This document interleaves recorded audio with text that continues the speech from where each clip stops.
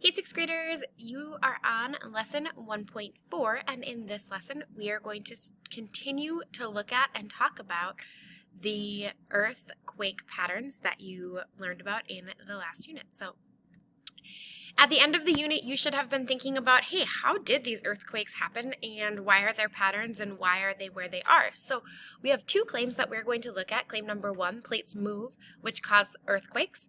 And then claim number 2, earthquakes cause the plates to move. You should have been thinking about this question already, and maybe you voted on the board. If you did, if you didn't, you can go ahead and add that up there now if you think you know what's going on. So we are going to simulate some earthquakes today to hopefully help us better understand these claims. So did the earthquakes cause the plates to move, or are the plates moving which are causing the earthquakes? Remember, we're investigating the question, what is the land like underneath Earth's surface? So as of right now, we know that Earth's surface is made of hard, solid rock, and we can look and we know that we have an idea. We think that the plates are moving, and we're trying to figure out how, why, and what that means. So we learned about Earth's outer layer. I just kind of recapped it for you. You can review that answer right now in the question bar. And then today we're going to observe the earthquakes in the simulation. So we're going to gather evidence to help us look at the claims and to evaluate the claims and to support each claim. So which claim do you agree with? What evidence supports that claim? Again, the two claims, we have one that the plates moved, which caused earthquakes, or earthquakes caused the plates to move. Remember that only one of these claims is correct. They cannot both be correct, and so we need to figure out which one is correct by looking at the evidence. What kind of evidence would you expect to find to support each of these claims? So think about the things that we've done so far. Which pieces of evidence would help you support that? And then remember that the plates of Earth's outer layers move, so we know that is a fact. So that's a concept that we can remember as we get into this investigation today. You are going to use a model to better understand what the Earth is like underneath the surface. So in your activity practice today, you will find a model, and you are going to look at that and kind of make a more visual understanding of where the Mesosaurus fossils were found. And let's just remember that we found the Mesosaurus fossils in South America and in Africa. Scientists have discovered Mesosaurus fossils in both South America and in Africa.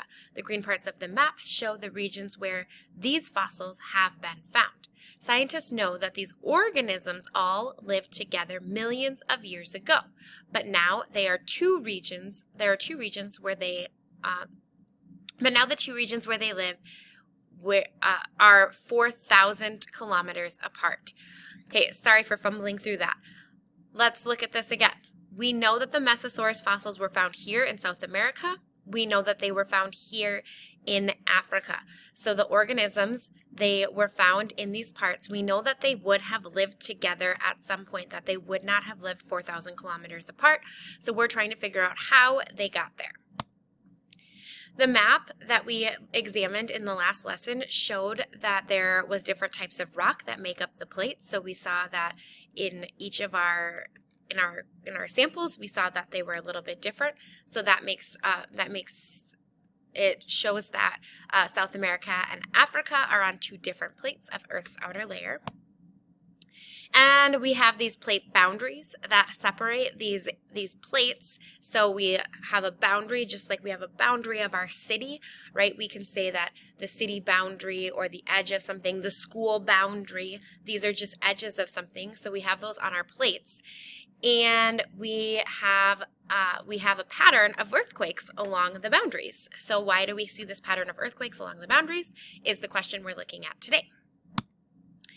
And we know that earthquakes are caused by plate motion, so this pattern of earthquake leads us to understand what kind of plate motion occurred at the boundaries.